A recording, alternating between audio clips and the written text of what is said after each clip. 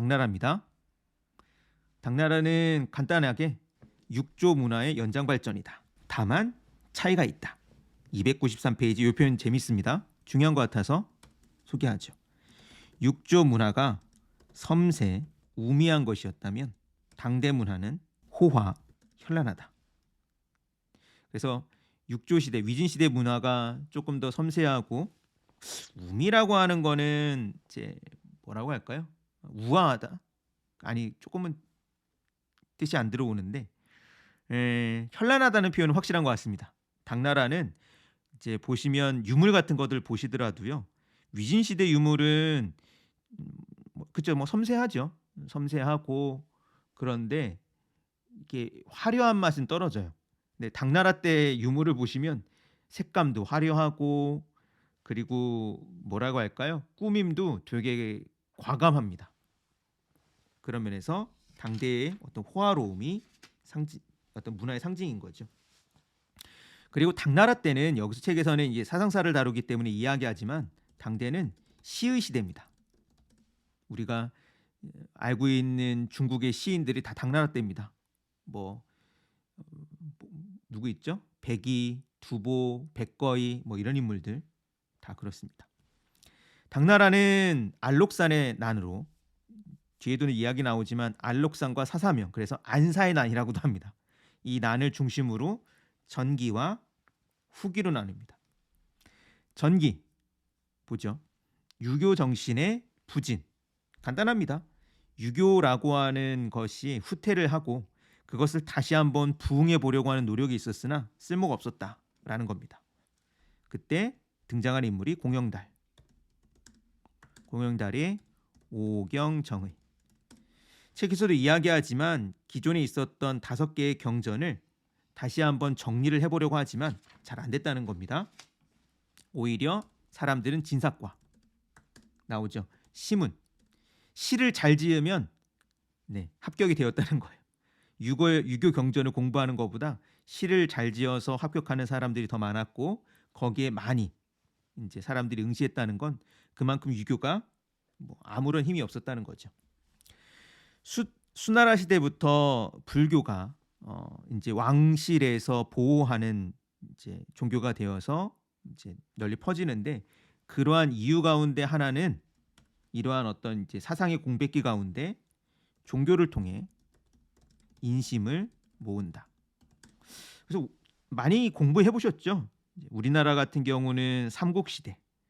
지금 저는 기억이 안 나는데 기억하시는 분도 계실 겁니다. 삼국시대 불교의 수용. 그러면 뭐 어디 무슨 왕 무슨 뭐 소수리망 때인가 뭐 이렇게 수용이 되고 그 이유 가운데 하나는 같은 거죠. 종교를 통해 나라를 하나로 묶는다는 면에서 이제 국가에서 이제 불교를 수용하는 거죠. 뒤에 나오는 게 이제 어려우셨을 겁니다. 종파 불교가 있는데 너무 어지러워요. 다양한 종파들이 막 등장합니다. 298페이지 천태종, 삼론종, 뭐 정토교, 화엄종 어지럽습니다. 어지러워요. 자, 이런 거 다 필요 없습니다. 다 지워버리십시다.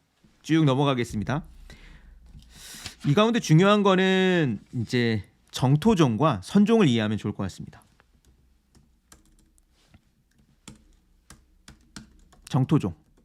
정토종은 일종의 믿음의 불교입니다.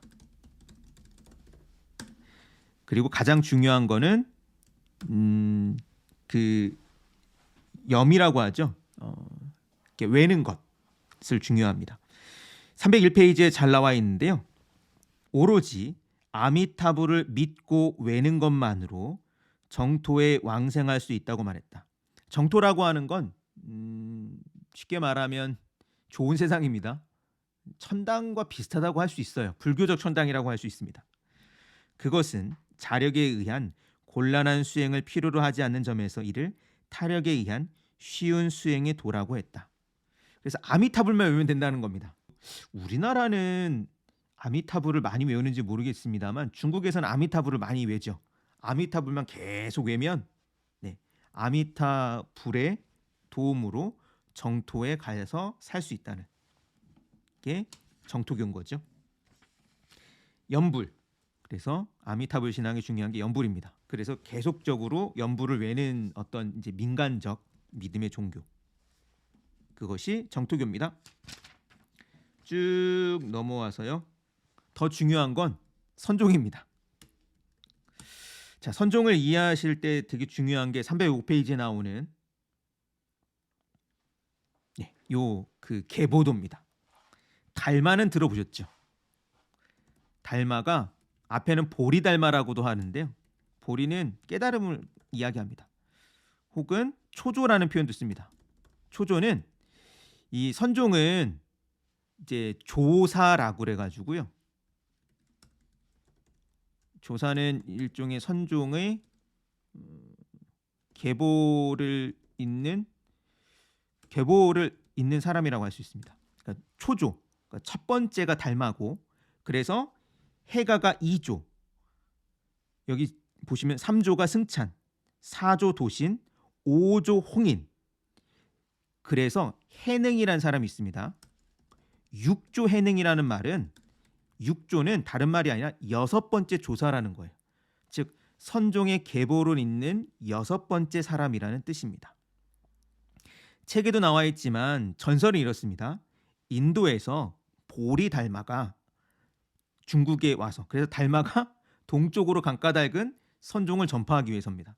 인도에서 온 달마가 하남성 숭산의 소림사 벽을 마주보고, 면벽이라는 표현을 쓰죠. 그래서 면벽하고 9년 동안 좌선했다 합니다. 그래서 이게 민간에 보면 우리 같은 경우 달마도라고 하는 걸 보면 이게 동양인의 얼굴로 보통 그리잖아요, 달마도를.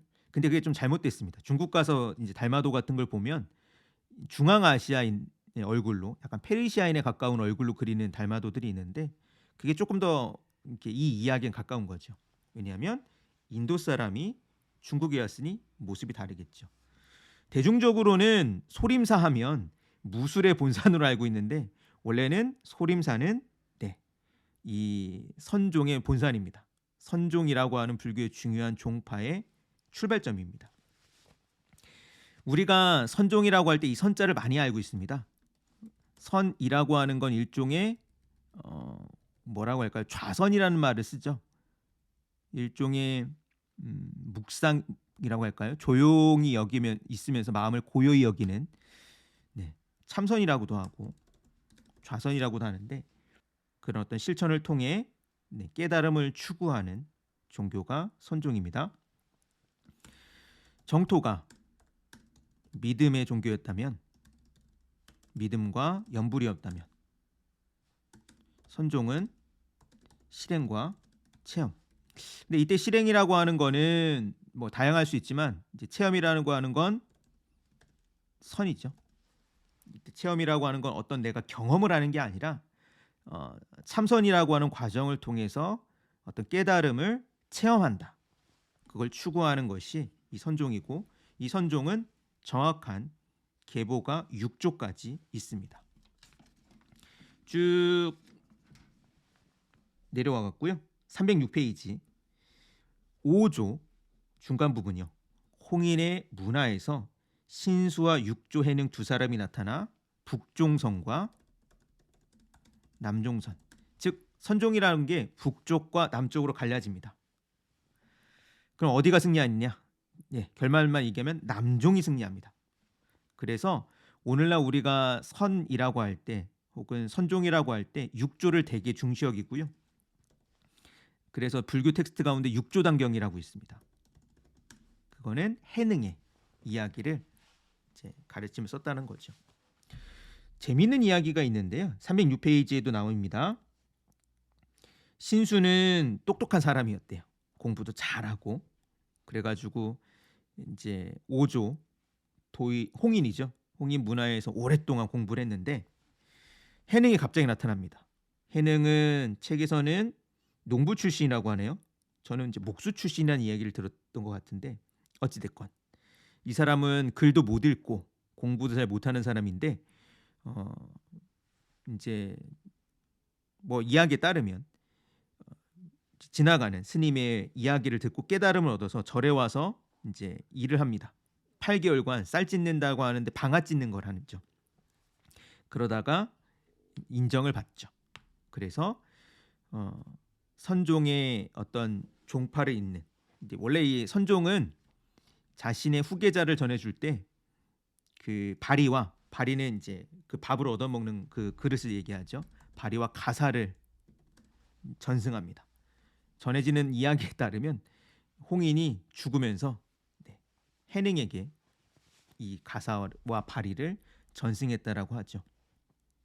그리고 이 해능을 통해서 이제 전승되어 있는 선종에서는 이야기하는 게 307페이지에 잘 나와 있습니다.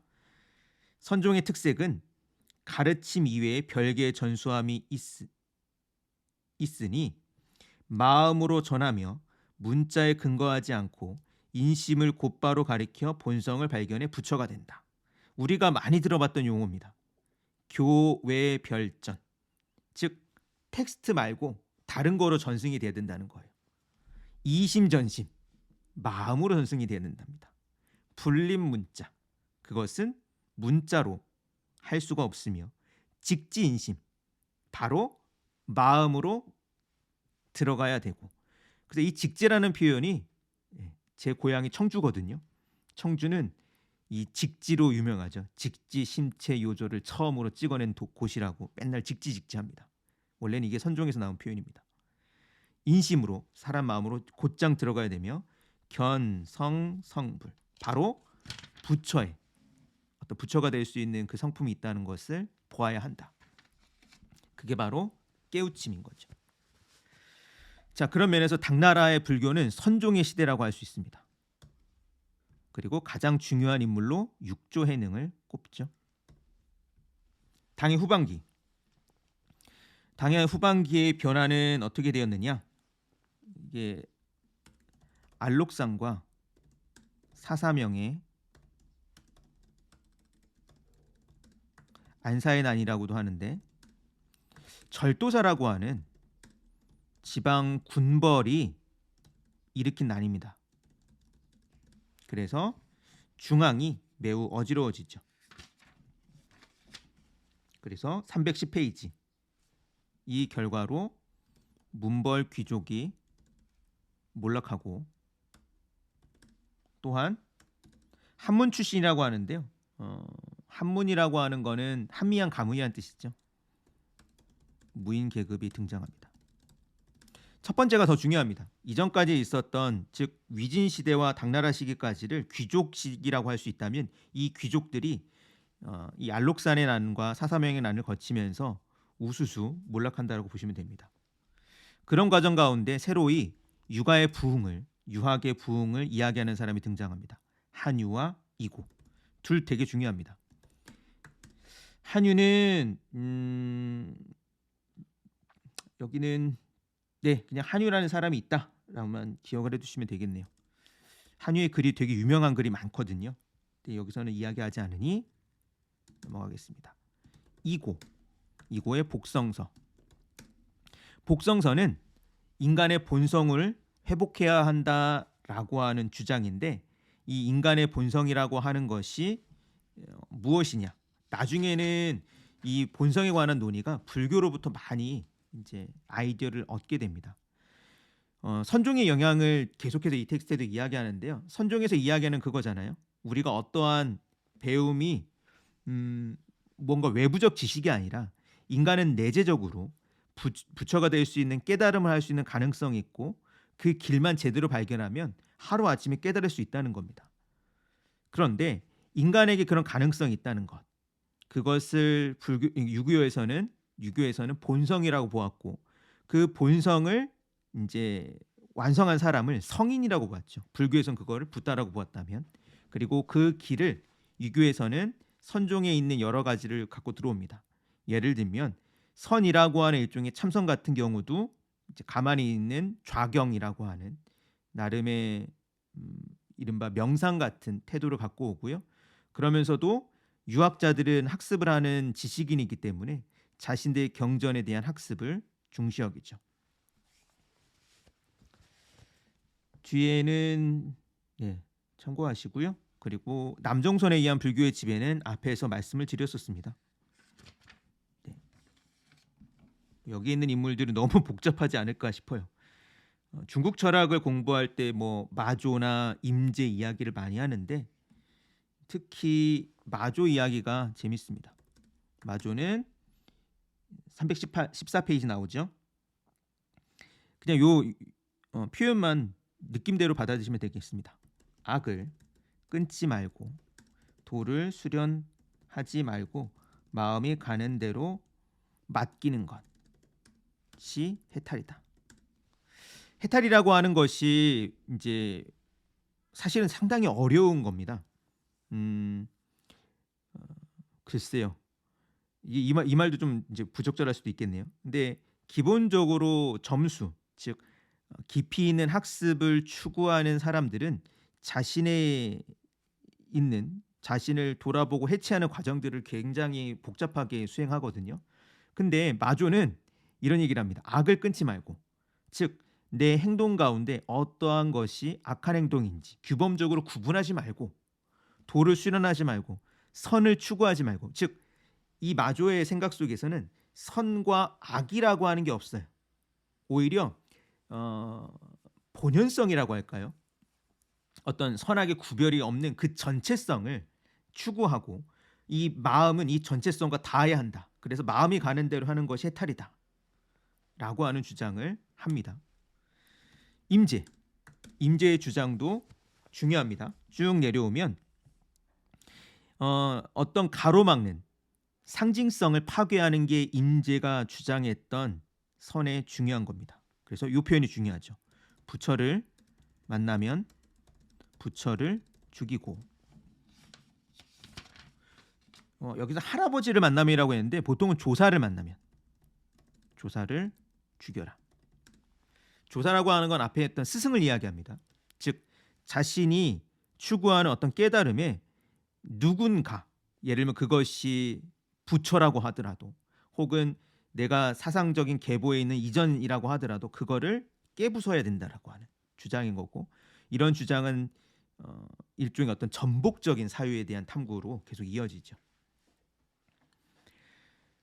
이 마조와 임제는 중국 철학에도 아주 크게 영향을 끼칩니다. 그래서 마조 같은 경우는 선악을 뛰어넘은 어떤 새로운 무엇에 관한 탐구를 이야기하고요. 임제 같은 경우는 텍스트나 어떤 이제 상징으로 이야기되는 걸 계속해서 파괴하는 태도로 이어집니다. 이어지는 정토 신앙의 보급과 다른 정파의 융합은 이른바 그 연부를 외고 그런 어떤 정토, 즉 뭔가 좋은 세상으로 간다라고 하는 사유들을 민간적으로 그리고 불교에서도 계속적으로 수용할 수밖에 없었다는 거죠. 그래서 오늘날도 이 정토 신앙이 우리나라에도 좀 남아 있죠. 그래서 해탈이라고 하는 건 원래는 이 아까도 말씀드렸지만 윤회에서 벗어나는, 윤회의 어떤 이 수레바퀴라는 표현을 씁니다. 이 수레바퀴에서 벗어나는 것인데 그게 아니라 내세의 좋은 세상으로 가는 정토 세상으로 가는 그러한 사유도 오늘날 불교에서도 조금씩 볼 수 있습니다. 318페이지는 좀 재미있는 얘기를 하는데요. 왜 선종이 그러면 남종선이 특히 유행을 했을까? 알록산과 사사명의 난으로 불교 경전이 많이 손실이 되었고, 그런 까닭에 경전이 없이도 발전할 수 있는 종교가 더 이제 부흥하게 되었다라는 평가를 합니다. 당대의 도교는 이것만 생각하시면 되겠네요. 당대가 이씨 집안입니다. 그 당나라 황제들이 이씨인데 이게 농서의 이씨라는 표현을 쓰죠. 농서 이씨는 본래 오랑캐입니다. 북방 유목민족의 후예라고 오늘날은 많이 이야기하는 것 같습니다. 근데 그러면 이제 근본이 없잖아요. 근본을 찾아야 되니까 노자를 자신들의 시조로, 노자가 이씨라고 하는 기록이 있기 때문에 그렇습니다.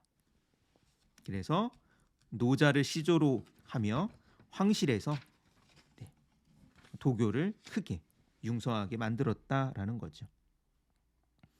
320페이지 동시 중간 부분입니다. 뭐 여러 가지 황제가 여러 가지 하는데 동시에 양경과 여러 주에 숭현학이라는 학교를 설립하고 그래서 숭현학은 높인다는 거죠. 현, 즉 노자에 나오는 그 도를 높이는 학교를 설립하고 박사, 조교 각 한 사람, 학생 100명의 정원을 두어 학생들에게 도덕경, 장자, 열자 등 도가의 전적을 배우게 하며 학업을 끝난 자에게는 과거의 명경과에 준해서 국가시험을 행하고 그 합격자를 관리로 임했다. 이것을 도거라 한다. 그래서 도가라고 해야겠네. 도가 경전을 통해 과거 시험을 치르기도 했다는 점입니다. 네, 이 정도로 한번 정리를 하면 어떨까 싶네요.